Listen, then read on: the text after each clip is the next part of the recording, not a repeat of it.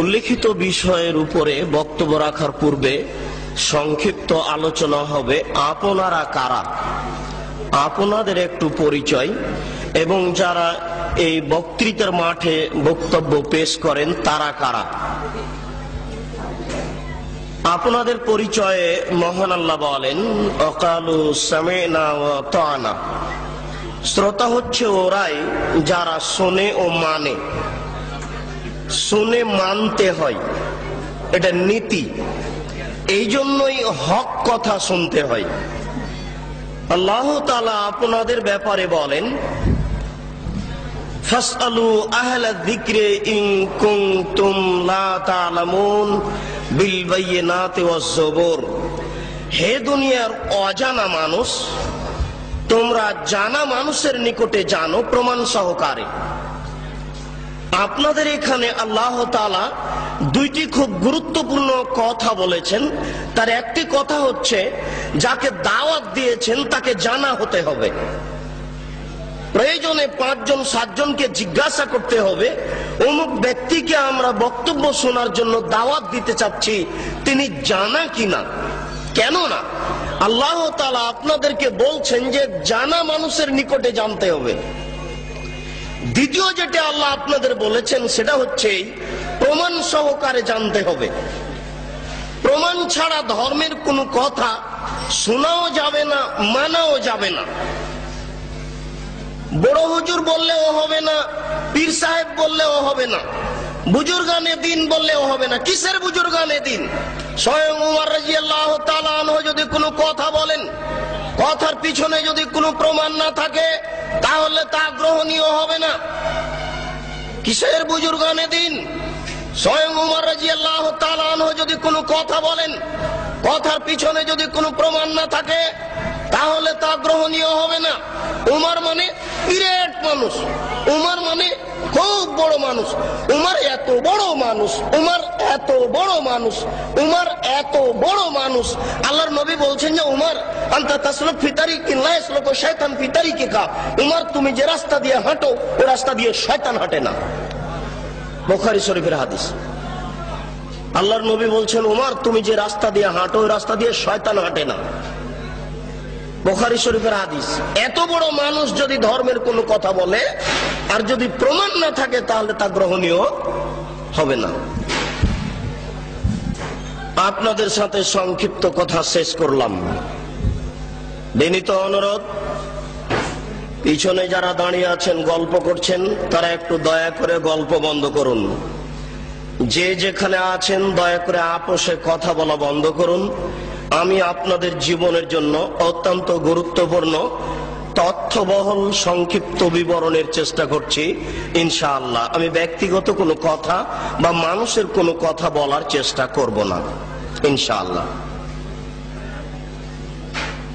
এবার সংক্ষিপ্ত আমাদের কথা, যারা এদেশের মাঠে বক্তব্য রাখছেন তাদের ব্যাপারে আল্লাহ রাসূল বললেন বাল্লিগু আন্নী ওয়ালা আয়া। আমার একটি কথা জানা থাকলেও বলে দাও। আমার দিকে খুব খেয়াল করে থাকতে হবে। এটা হলো প্রথম বাক্য। তিনি বললেন যে আমার একটি কথা জানা থাকলে তা বলে দাও। তারপরে তিনি বললেন যে হাদ্দিসু আন বানি ইসরাঈল ওয়ালা হারাজ। বানি ইসরাইলের কাহিনী বলো, কোনো দোষ নেই। এ হলো দ্বিতীয় বাক্য। এবার তৃতীয় বাক্য বলছেন আল্লাহর নবী আগের দুটাকে ঠেকিয়ে দিবেন। খুব মনে রাখতে হবে, বক্তব্যের সব অংশ ভুলে গেলে অন্তত দয়া করে এই অংশ না ভুলার চেষ্টা করবেন। আবার বলছি, তিনি বললেন আমার একটি কথা জানা থাকলেও বলে দাও। তিনি বলেছেন আমার। ঘটনা এখনো স্পষ্ট হয়নি কি বলতে যাচ্ছে। দ্বিতীয় বাক্য তিনি বললেন যে বানি ইসরাইলের কাহিনী বলো, কোনো দোষ নেই। মানে বানি ইসরাইলের কাহিনী তো সত্য মিথ্যা আছে, আর তার কথা তো সত্য মিথ্যা রয়ে গেছে। মানে তার কথার ভিতরে মানুষ মিথ্যা কথা ঢুকিয়ে দিয়েছে। তৃতীয় বাক্য তিনি বলছেন মান কাযাবা আলাইয়া মুতাআম্মিদান ফালিয়াতাবাওয়া মাকআদাহু মিনান নার। কেউ যদি কোনো কথা আমার দিকে ধাবিত করে, সেই কথা যদি আমার না হয় তাহলে তার থাকার জায়গা জাহান্নাম। হুজুরের অবস্থা বলা হচ্ছে, কিন্তু যিনি জুব্বা পরে টুপি মাথায় দিয়ে আলখাল্লা পরে রাস্তায় হাঁটছেন, যাকে দেখলেই ভালো লাগে, হাতে তসবিহ আছে। একজন লোক জেনা করলে সরাসরি জাহান্নামে যাবে, এ কথা আল্লাহর নবী বলেননি। একটা লোক চুরি করলে সরাসরি জাহান্নামে যাবে, এ কথা আল্লাহর নবী বলেননি। পিতামাতাকে গালি দেওয়া পৃথিবীর দ্বিতীয় মহাপাপ। পিতামাতার অবাধ্য চলা পৃথিবীর দ্বিতীয় মহাপাপ। এরপরেও যদি মানুষ পিতামাতার অবাধ্য চলে, সরাসরি লোকটা জাহান্নামে যাবে, এ কথা আল্লাহর নবী বলেননি। আল্লাহর নবী প্রথম দুই বাক্য বলার পরে তৃতীয় বাক্য বলে আগের দুই বাক্য ঠেকিয়ে দিয়ে বলছেন, কেউ যদি আমার দিকে কোনো কথা ধাবিত করে, সেই কথা যদি আমার না হয়, তাহলে তার থাকার জায়গা জাহান্নাম। এবার আপনার সাথে আমার কথা, আপনি যেদিন ক্লাস 2 এ পড়েছিলেন, সেদিন একটা গল্প পড়েছিলেন। নবী যে রাস্তা দিয়ে হাঁটতেন, একজন বুড়ি সে রাস্তায় কাঁটা পুঁতে রাখত। নবীর পায়ে কাঁটা ফুটলে বুড়ি খুশি হতো। একদিন দেখলেন নবী রাস্তায় কাঁটা নাই। তিনি ভাবলেন বুড়ির কিছু হয়েছে। তিনি বুড়ির বাড়ি গেলেন, দেখলেন সত্যিকারই অসুস্থ। তিনি পরিচর্যা করলেন, বুড়ি ভালো হয়ে গেল। ঘটনা যে মিথ্যে? জি না। আমার হায়াত পর্যন্ত সময় থাকলো আমার দিনী ভাইদের উপরে, আপনার হায়াত পর্যন্ত সময় থাকলো আপনি আমার হায়াত পর্যন্ত এর সত্যতা প্রমাণ করতে পারবেন না ইনশাআল্লাহ। নবীর নামে মিথ্যা কথা বলা হয়েছে। গাছ লাগান, পরিবেশ বাঁচান, নবী নিজ হাতে গাছ লাগিয়েছেন, মিথ্যা কথা। এই দেশের মাটিতে প্রায় 3 লক্ষ বানানো হাদিস আছে। তার মধ্যে কোরআন মাজিদ 90 পারা, 30 পারা নয় শয়তান মুমতাজ বেগমের কাছে প্রায় 2000 জাল হাদিস আছে। ধর্মকে বিকৃত করার জন্য লক্ষ লক্ষ হাদিস মানুষ তৈরি করেছে। আমাদের বাড়িতে 10,000-এর সিরিয়াল আছে। যে কোনো সময় দেশবাসী চাইলে আমরা 10,000-এর জাল জয়ীফ হাদিস পেশ করার জন্য প্রস্তুত রয়েছি ইনশাআল্লাহ। এই দেশের মাটিতে লক্ষ লক্ষ মিথ্যা তাফসীর রয়েছে।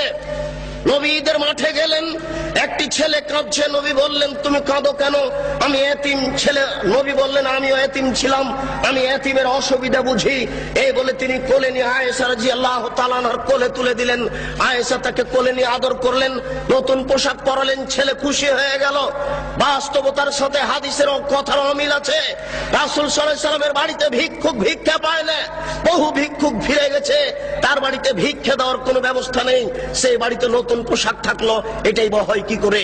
সাথে সাথে আর কোনো প্রমাণ নাই, নবীর নামে কথা মিথ্যে ছড়ানো হয়েছে।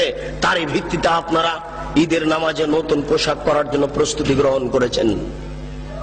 আপনার স্ত্রীর বিস্কান শাড়ি শোকেজে থাকার পরেও ঈদের দিন নতুন শাড়ি কেনার জন্য জোরালো প্রস্তাব পেশ করেছে আপনার সামনে। এটা মিথ্যে তথ্য, মিথ্যে শরীয়ত চলছে। এই দেশের মাটিতে অসংখ্য মিথ্যা কথা আছে। আপনি যেদিন মেট্রিক পরীক্ষা দিয়েছিলেন 40টা হাদিস মুখস্থ করেছিলেন, তার একটি হাদিস হচ্ছে হুব্বুল ওয়াতান মিনাল ঈমান, দেশকে ভালোবাসা ঈমানের অঙ্গ। এটা হাদিস নয়।